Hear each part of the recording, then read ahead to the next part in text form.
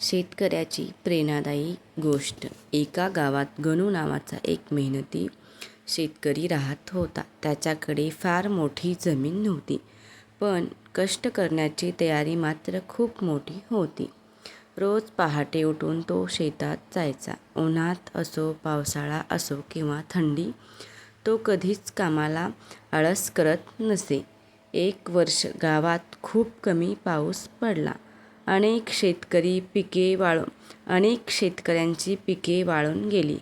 गणूची चिंता वाटू लागली, पण त्याने हार मानली नाही. त्याने शेतात लहान तळे तयार केले, पावसाचे पाणी साठवले आणि पिकांना जपून पाणी दिले. गावातील काही लोकांनी त्याची थट्टा करत होते. इतक्या कमी पावसात काय पीक येणार, असे ते म्हणायचे.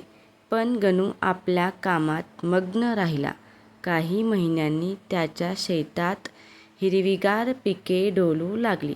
इतरांच्या शेतात कमी उत्पादन झाले, पण गणूच्या शेतात भरघोस पीक आले. शेतकऱ्यांना त्याच्या यशाचे रहस्य समजले. त्यांनी गणूकडून पाणी साठवण्याचे आणि मेहनतीचे महत्त्व शिकले. गणू म्हणाला, शेतकऱ्याची खरी ताकद कष्टात आणि संयमात असते. संकटे येतात, पण हार मानली तर यश मिळत नाही. बोध: मेहनत, चिकाटी आणि योग्य नियोजन केल्यास कोणतेही संकट आपण जिंकू शकतो.